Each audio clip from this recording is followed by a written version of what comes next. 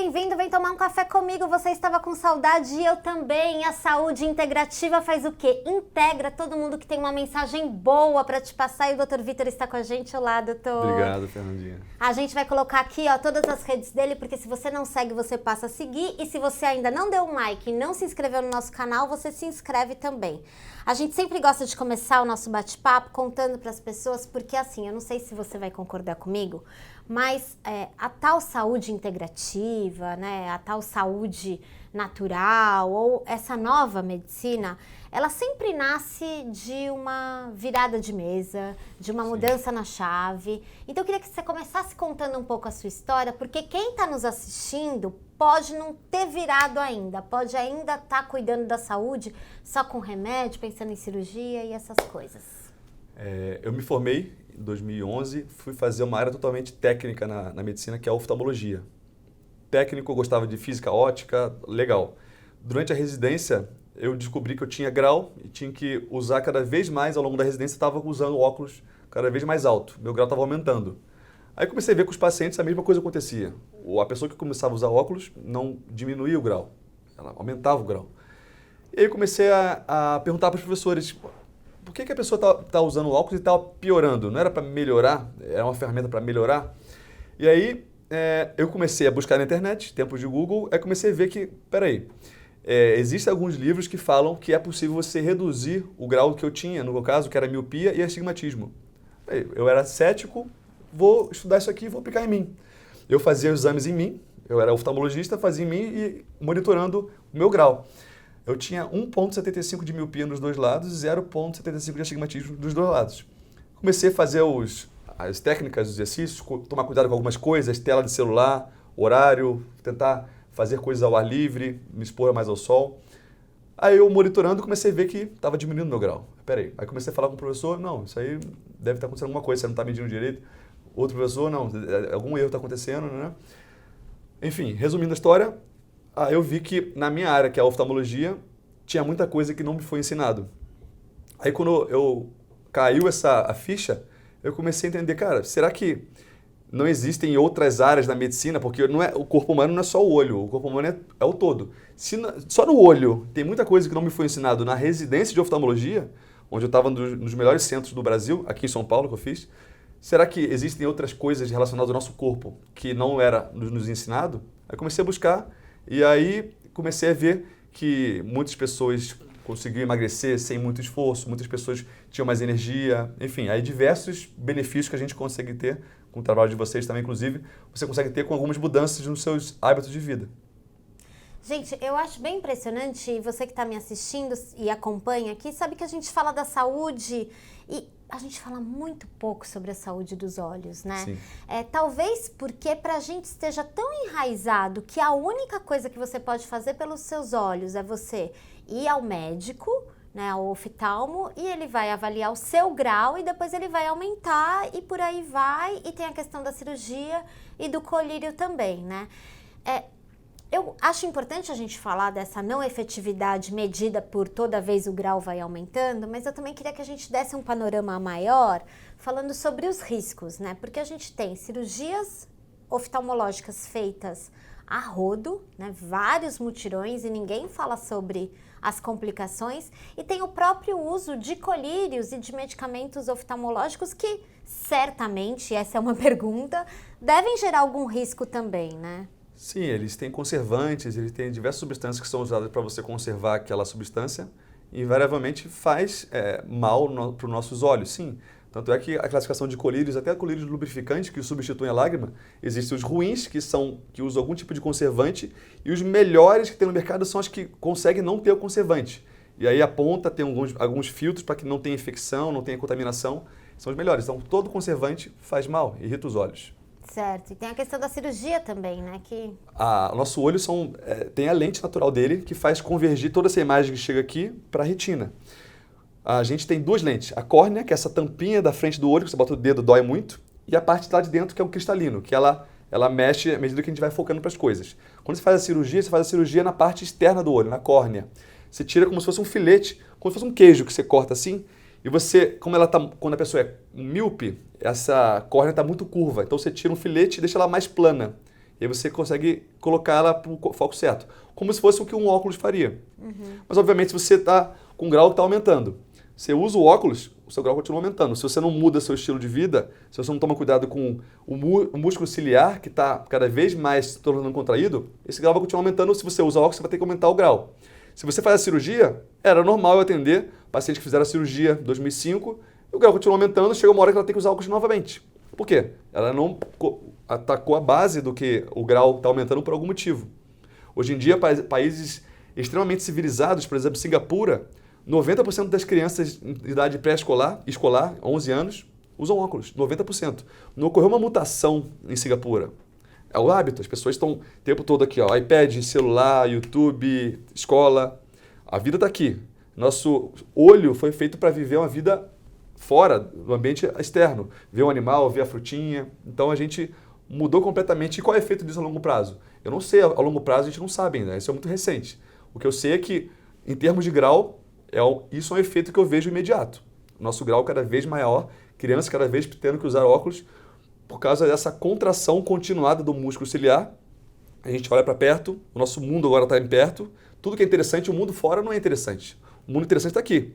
Então o nosso músculo ciliar contrai, chega uma hora que ele faz um espasmo. Ou seja, eu paro de olhar para perto e olho para longe, só que o músculo está contraído, espasmódico. E aí ele não volta mais. Aí eu durmo, acordo, o grau está ruim de novo. Está em espasmo. Se eu ficar 8, 10 horas, isso acontece. Se eu ficar 8, 10 horas fazendo força, meu músculo fica em espasmo. E aí você começa a sua visão ficar ruim para longe. Aí você vai num oftalmologista, não estou falando mal da profissão, eu sou oftalmologista até hoje, tenho professores que são excelentes que me abriram as portas, mas não entendem a base desse problema, que é o hábito, está totalmente de perto. Isso é muito difícil. Vai falar para uma criança de 11 anos para ela ficar longe do celular. Ela consegue ficar mais calma no celular, ela não perturba ninguém. É difícil, eu sei que é difícil, eu tenho sobrinho.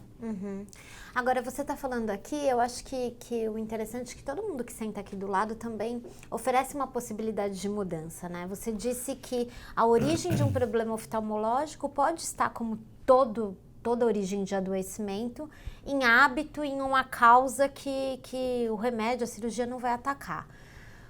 Olhar o horizonte, eu estava aqui já me policiando, né? Porque eu não me lembro a última vez que eu olhei assim, olhei para longe. O que mais que a gente pode fazer do ponto de vista de hábito que melhora a nossa saúde dos olhos? Eu imagino que todos os bons hábitos, porque a Mãe Natureza exige pouco da gente, mas explica um pouco essa relação. Muitas coisas. A nossa visão são várias coisas um funcionamento só. Eu, por exemplo, preciso chegar de noite. Hoje em dia a gente fica em algum ambiente escuro, só à luz da lua, um ambiente escuro? Não. Quando a gente está de noite, a gente estimula células na nossa retina que são os bastonetes, que não são os cones. Os cones eles têm a definição de cores. O bastonete é meio que um preto e branco, mas ele vê muito bem coisas no escuro. A gente não estimula mais. Tudo que no sistema neurológico você estimula, você desenvolve. Se você não estimula, você perde. O cérebro é assim e o olho é uma extensão do cérebro. Se você não enxerga de noite, no ambiente breu, totalmente escuro, você não estimula os bastonetes. A sua visão noturna vai ficar cada vez pior. Outra coisa, alimentação. É muito importante você pensar em termos de alimentos que fazem bem para os nossos olhos. Eu não estou dizendo aqui que comendo de forma saudável eu vou diminuir a miopia. E nem estou dizendo aqui que pessoas que têm doenças miópicas, vão resolver com hábitos de celular. Tem pessoas que têm doença, é um caso extremamente complexo que tem que ter tratamento. Só que o fato é que existem alguns alimentos que previnem a oxidação dos nossos olhos. E quando você previne a oxidação através de espécies reativas de oxigênio, você consegue prevenir doenças como degeneração macular relacionada à idade, consegue prevenir catarata. Catarata, eu falava a muitos pacientes de uma forma bem leiga, eu acho que as pessoas entendem. Catarata é um cristalino do nosso olho, que nosso olho tem um cristalino que faz o grau. À medida que a pessoa passa de 70 anos, 80 anos, ela começa a ver tudo esbranquiçado. Por que isso? Não é por causa da idade. Isso é uma doença, mas que vem com a idade, mas é por causa de um excesso de glicação. Quando a gente come muito açúcar, imagina o leite na panela, você coloca o leite na panela e aquece a panela, banho-maria. Esse leite continua branco. A cristalino, ele é uma proteína, que é que nem o leite, e é transparente. A temperatura do nosso corpo, 37 graus. Banho-maria, 37 graus. Se eu colocar açúcar, um saco de açúcar nesse leite, ele vai ficar caramelizado, vai ficar marronzado. O cristalino fica a mesma coisa. Quando a gente come muito açúcar ao longo da nossa vida, esse açúcar em excesso aumenta a insulina. Essa insulina vai fazer com que esse açúcar entre pelo ciclo do sorbitol no nosso cristalino e acaba opacificando o cristalino. Então, quais são os hábitos? Uma alimentação baixa em açúcar, baixa em grãos refinados, farinhas, para que você não tenha um pico de insulina, para que você possa prevenir catarata. Uma vez tendo, não recomendo que você faça isso, que não vai adiantar muita coisa, mas para prevenir é uma excelente alternativa. Hábitos também, como você se policiar, de não ficar o tempo todo no celular. Tem pessoas que têm a addiction, o vício em ficar com o celular. Tem pessoas que falam isso. Olha, tem horas que eu não quero mais olhar o celular, mas eu não consigo parar de olhar. Por quê? Está contraído o músculo. Ela não consegue mais tirar os olhos daqui. O olho até pisca menos. Isso aí é porque você tem que parar de vez em quando. É impossível você ficar sem celular, mas parar de vez em quando de usar o celular e olhar para longe. Para você treinar a relaxar esse músculo ciliar para ele não ficar espasmódico. Nossa, eu tô impressionada. Gente, quase ninguém coloca a catarata como uma das doenças da resistência insulínica, por exemplo, e ela tem uma relação aí bem direta. É o ciclo do sorbitol. O sorbitol, que é um derivado do açúcar, é um álcool derivado do açúcar, ele entra no cristalino e ele fica lá e ele opacifica essas proteínas. Como se você colocasse um saco de açúcar no leite, ele vai ficar caramelizado, vai ficar amarronzado. E fica justamente assim. A gente operava catarata na residência. Você tirava o cristalino, ele não é transparente. Ele é amarelo ou até, muitas vezes, marrom ou até vermelho. De tanto açúcar que a pessoa comeu ao longo da vida. Claro, idade também. Claro, não é só isso. Tem outras causas. Trauma, genética, herança genética, doença autossômica, mas a doença metabólica que atinge os dois órgãos de forma gradativa tem uma relação muito forte com a alimentação. Você falou de olho seco, é claro que é a falta do movimento, o músculo contraído, mas também já ouvi dizer que a hidratação, né? Porque tá todo mundo desidratado, sim. A hidratação também, a falta de hidratação também é super prejudicial para o olho, né? Totalmente. Na verdade, não as pessoas acham, eu tô com o olho seco, não é que você tá com falta de hidratação. Geralmente não é esse o problema. Até pode ser. Se for, a pessoa, ao invés de sentir o olho ardendo e não tem lágrima, geralmente as pessoas sentem o olho ardendo e sai lágrima. Por que realmente é um olho seco, mas não é falta de hidratação? O nosso filme lacrimal, ele tem a camada líquida, que é a hidratação, que você beber água, usar vegetais que vão melhorar a hidratação dos olhos, mas o filme lacrimal por cima dele, que impede que essa água evapore, é um filme de gordura, lipídico. Se as pessoas comem ômega 6, gorduras hidrogenadas, uma gordura de má qualidade, o que acontece? Essas glândulas de Meibomius são glândulas que ficam nos nossos cílios aqui, que produzem a gordura que vão recobrir a lágrima, ela entope, faz como se fosse uma caspinha, porque a gordura que sai aqui da glândula de Meibomius, que vai cobrir a lágrima, é uma gordura de má qualidade. Então ela não fica solúvel, líquida para recobrir, ela fica seca, ela entra em contato com o ambiente e seca. E com isso entope, a pessoa sente um peso aqui, olho seco, e cai a lágrima. Por quê? Essa glândula de Meibomius está entupida. Por quê? Ela come muita gordura ômega 6 e não come suficientemente não ingere suficientemente níveis de ômega 3. Com isso, ela tem uma desproporção entre os níveis de ômega 3 e ômega 6 e com isso, a qualidade da lágrima dela é ruim porque ela não tem ômega 3 suficiente ou ela consome demais alimentos de gorduras hidrogenadas de ômega 6. Óleo de soja, óleo de milho, óleo de algodão, óleo de linhaça, qualquer um desses. Tá caindo aqui um momento eureka que eu tô tendo. É por isso que a gente tem muito assinante na Jollibee, que quando eles entram na Jollibee, a gente começa a indicar uma dieta baseada em boas gorduras, e daí falando basicamente do ômega 3 e principalmente do DHA, muitos relatam melhoras oftalmológicas e eles nem começaram essa dieta por conta disso. Então, é por essa relação que isso acontece também? A melhora não é na visão em si, mas sim a melhora no olho seco. Inclusive, na oftalmologia tradicional, se passava ômega 3. Existem estudos que mostram que realmente você consumir suplementos ricos em ômega 3 melhora o olho seco. Justamente por isso, essa explicação não é nada de integrativo, é tradicional. Você tem que consumir ômega 3 e muitas vezes você pode fazer o exame dessa proporção da hemácia entre ômega 6 e ômega 3. Você até não tem níveis suficientes de ômega 3, mas se você consome muito ômega 6, acaba atrapalhando. Então você tem que evitar primeiro consumir gorduras hidrogenadas ômega 6, fritura, óleo de soja e consumir mais ômega 3. Por causa do ômega 3, por causa da lágrima. Agora, para a retina, para a nossa qualidade da visão, Nossa retina precisa de DHA. Você falou que o ácido docosahexaenoico. O ácido docosahexaenoico ele é muito presente na nossa camada da retina. Na nossa retina é onde mais tem colesterol. E o ácido docosahexaenoico é um dos nutrientes mais importantes para essas células que têm grande quantidade de colesterol, como a retina e como o cérebro. Ela precisa do DHA. Então, alimentos, suplementos ricos em DHA têm uma maior propensão de ajudar a qualidade visual da retina. Inclusive, estudos mostram que usar suplementos ricos em DHA vai prevenir a degeneração macular, que é da retina, relacionada à idade. Vou fazer uma outra pergunta que também associei. Jamais me arriscaria a falar o nome do DHA, não consigo dizer, só falo a sigla mesmo.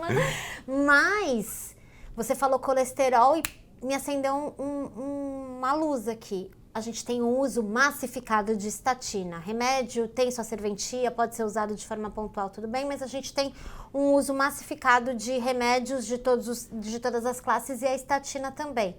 A estatina, então, se a gente pensar que ela cumpre a sua função de baixar pra caramba o colesterol, ela pode ter como efeito colateral algum problema visual? Ou isso ainda não é bem descrito? Eu não saberia dizer, eu não poderia falar sim, eu não conseguiria dizer, porque pode ser, mas eu teria que olhar os estudos. Realmente Entendi. Não saberia te afirmar, olha, usando estatina sua visão vai piorar, isso eu não consigo falar. Entendi.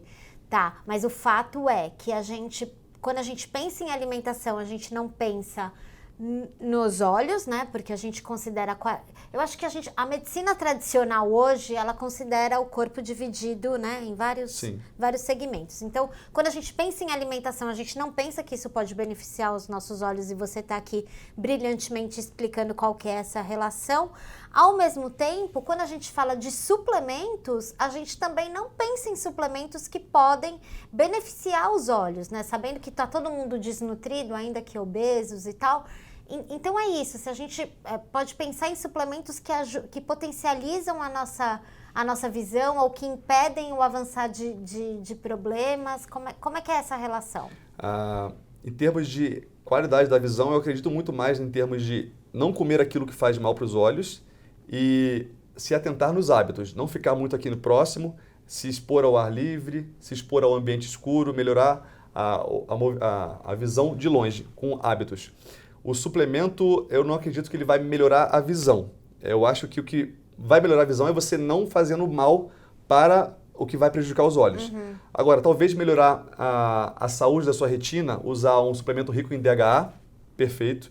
Usar um suplemento rico em zeaxantina e luteína, fantástico. A luteína você encontra na gema do ovo. Ela faz muito bem porque a gema do ovo tem colesterol e a luteína nutre as células da retina. A zeaxantina, ela nutre a região da mácula, que é o centro da retina. Se você está olhando para mim aqui, a mácula sua está focando a imagem que está aqui no meu rosto. O resto da retina, você está olhando para mim, você está vendo aqui a parede, isso aqui, quem nutre é a luteína. O centro é a zeaxantina. Então, os dois são importantes. A visão central e a visão periférica. A luteína e a zeaxantina atuam nesse ponto. O DHA atua também na retina como um todo. Antioxidantes, vitamina C, vitamina E, a coenzima Q10, que é um poderoso antioxidante, atuaria para evitar que radicais livres ataquem o cristalino, no caso da catarata. E, além disso, o ômega 3, separando o DHA com o ômega 3, o ômega 3 não necessariamente tem que ter DHA, o ômega 3 e consumir pouco ômega 6 para a parte da frente do olho, para a lágrima. Isso é o mais importante.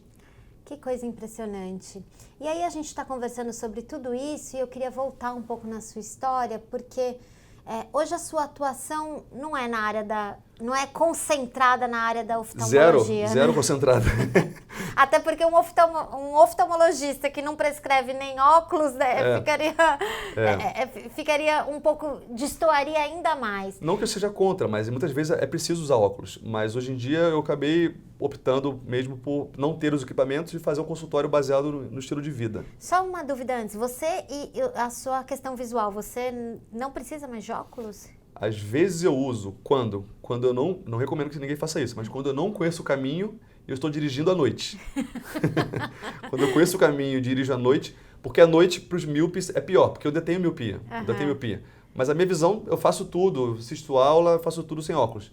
Agora, quando eu estou dirigindo à noite, tem muita lombada, eu prefiro usar óculos para não passar direto na lombada. Bom, você colocou seus óculos para escanteio, não aposentou totalmente, mas você melhorou muito a sua capacidade visual. É isso que pode acontecer quando você passa a olhar para você como um todo, no sentido de que a gente não pode falar para quem está do outro lado que vai aposentar o remédio para pressão, que vai aposentar o remédio, Claro que qualquer não. remédio que ele use, porque a gente não sabe qual é a situação que a pessoa está lá. Mas que é possível você diminuir e melhorar, é isso que sua prática hoje traz para Sim, você? minha prática é voltada para longevidade, estilo de vida. O que eu quero? Eu atendo muitos pais, muitas mães. A mãe e o pai, ele tem um medo, que é ser avô, avó, e não poder segurar o netinho, não poder fazer o gastamento. Então é melhorar a qualidade de vida. Talvez melhorar o tempo de vida. Existem algumas coisas que eu gosto de estudar, metformina, rapamicina, tem estudos mostrando benefícios para a longevidade. Aumentou a longevidade, jejum, a restrição calórica, isso tudo é interessante para tempo de vida. Agora, qualidade de vida hoje. O que faz a pessoa perder qualidade de vida? Eu não perder a minha flexibilidade. É muito importante. O vovô, a vovó que perde flexibilidade, ele perde qualidade de vida. Ele não consegue mais amarrar o sapato. Tem que pedir para alguém amarrar o sapato para ele. Então tem que trabalhar a flexibilidade, tem que trabalhar a força muscular. Quem tem força muscular consegue manter a qualidade de vida. Consegue pegar um bebezinho, agachar e levantar. Quem não tem, perdeu essa autonomia. Você não consegue levar uma mala no aeroporto. E além disso, você não ter dor. Isso é importante também. Então, tudo isso envolve o ser humano como um todo para que você não possa prejudicar tanto a sua vida hoje quanto talvez a longevidade que a gente possa buscar para a pessoa, diminuindo os riscos. A gente trabalha com engenharia reversa no consultório. Você quer viver mais. O que as pessoas morrem? Você é homem? Doença cardiovascular, câncer ou próstata. Então a gente vai trabalhar a atenção total para diminuir o risco de doença cardiovascular, diminuir o risco de câncer. O que são hábitos que aumentam o câncer? Então vamos não fazer isso. E próstata, ficar de olho na questão da próstata. Mulher, infelizmente morre mais de Alzheimer, muitas mulheres morrem de Alzheimer, câncer de mama e doença cardiovascular também. Então isso a gente tem que estar atento e trabalhar para minimizar os riscos. Às vezes fazer um exame genético, às vezes fazer um exame do histórico da família da pessoa para saber os hábitos, a alimentação individualizada para aquela pessoa, para que ela não vai diminuir a chance de morrer pelas coisas que mais matam. Você falou de genética, família e tal, eu queria te perguntar sobre isso, né? Porque uma vez eu escutei, não me lembro de quem, que muito mais do que os genes familiares, o que mais mata são os costumes familiares, né? Com certeza. Então, você que vem de uma família que é todo mundo da área da saúde, vocês mudaram os costumes familiares também? Eu te pergunto porque hoje as pessoas não conseguem abrir mão de uma pizza, por exemplo, porque é a oportunidade que elas têm de reunir a família em volta da pizza. Aí eu fico pensando, vamos pensar num outro cardápio, num outro costume. Como é que se deu na sua família? Por que você tem que fazer uma coisa que vai fazer mal para o seu corpo para confraternizar? Por que você não faz uma coisa que faz bem para o seu corpo para confraternizar? Muitas vezes ir numa piscina, fazer um esporte ao ar livre, ir num circo, brincar. Em relação a gente vive muito em torno do filhinho da minha irmã. Então, a gente vai às vezes na piscina, ou faz uma trilha, ou faz alguma atividade ao ar livre para aproveitar a atividade física, para poder pegar sol. Muitos pacientes chegam achando que estão condenados porque o pai tem diabetes e o avô tem diabetes. Ou porque o pai tem câncer de próstata e o avô tem câncer de próstata. Muitas vezes isso não é verdade. Claro que o fator genético tem um fator muito importante. Só que o gene está ali. Você pode silenciar ele ou não. O que vai determinar se você vai silenciar ele ou não é os seus hábitos. Você tem uma parede cheia de CD. Tem CDs de músicas boas e músicas ruins. Quem que vai selecionar a música que vai tocar é nossos hábitos. É ele que seleciona. Se você botar um monte de música ruim para tocar, você está comendo mal, você está estressado, está dormindo mal. Tudo isso afeta. O que vai determinar qual a música que vai tocar, qual o gene que vai se expressar, são os seus hábitos. Não só hábitos, mas como a alimentação também. Existem alimentos e nutrientes que conseguem silenciar alguns genes específicos. Então, no geral, a gente gosta de complicar, mas as coisas são simples, né? Atividades ao ar livre, confraternizar. Os povos que mais vivem podem nos ensinar muito em relação a isso. Os povos que mais vivem, eles têm um senso de comunidade muito grande, eles fazem atividades ao ar livre, eles comem de forma saudável, evitam fumar, evitam beber. É essa a base. Gente, eu falei da família do Dr. Vitor porque lá todo mundo médico, né? Me conta um pouco isso. A virada foi de todo mundo para a área da saúde integrativa ou foi gradual? Foi uma pessoa. O meu pai, especificamente, foi o cara que parece que esse é um cara mais turrão, mas ele que é o mais aberto de todos. É. Meu pai que falou, vou fazer um curso do Lai Ribeiro. Foi, se quiser fazer, Gabriel, se quiser fazer, Vitor, se quiser fazer, Camila, ofereceu pra gente. Aí decidimos os filhos acompanhar ele, mas quem partiu dele a decisão de fazer, e ele, na época que ele tá na carreira dele, ele podia aposentar. Não, ele decidiu, 60 anos de idade, não, vou me atualizar para poder buscar novos rumos na medicina. A gente estava começando, eu falei, se meu pai está se atualizando, por que eu não vou me atualizar também, né? Então eu vou ficar junto com ele. A gente fez, nós três, eu, meu pai e meu irmão. E aí, obviamente, a minha mãe também absorveu muita coisa na internet e da gente, nas nossas aulas. Minha irmã também. E hoje em dia até minha noiva faz também, já fez Lai Ribeiro. A mãe da minha noiva fez, a irmã da minha noiva fez, a família inteira fez Lai Ribeiro. Como chama sua mãe mesmo? Lenise. Dona Lenise, a Dona Lenise, ela adora Jolivie, ela é nossa assinante, então um beijo pra ela. Diante dessa família toda integrativa e integrada, só pra gente finalizar aqui, conta como é que é, quando vocês não estão em jejum, como é que é um café da manhã ideal em família? Ideal em família. Muitos ovos. A gente compra, minha mãe compra ovos em lojas de produtos orgânicos, são ovos caipiras. Então, às vezes, a gema vem gêmea, assim, vem uma colada na outra.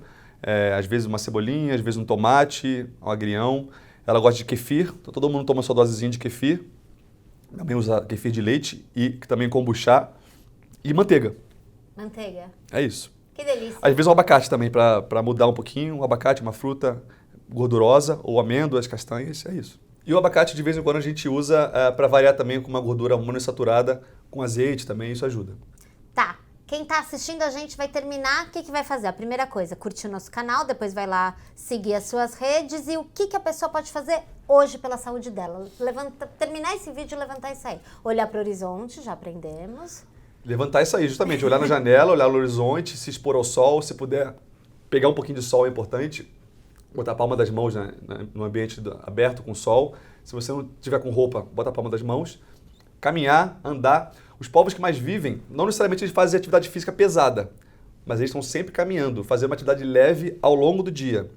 Então, se você puder sair, fazer alguma reunião, fazer um call, ou ligar para alguém, ou estudar alguma coisa ouvindo, caminhando, eu procuro sempre estar caminhando ao longo do dia. Isso faz o nosso movimento do corpo estar funcionando. Se você quiser ser forte, quer ser definido, fazer musculação, ótimo. Mas a caminhada é fundamental. Uma caminhada leve ao longo do dia. Isso que os povos que mais vivem nas Blue Zones mostram pra gente. Gente, é isso. Eu adorei aqui essa conversa, esse bate-papo. A gente já vai combinar aqui para voltar mais vezes. E você não perca o nosso próximo vídeo. Se inscreve para você ser avisado, tá bom? E aqui no link da descrição você encontra mais conteúdo sobre saúde de verdade, saúde que pode tirar você da rota da doença. Um beijo, tchau e até mais. Obrigada, doutor. Obrigado, Fernanda. Tchau, tchau.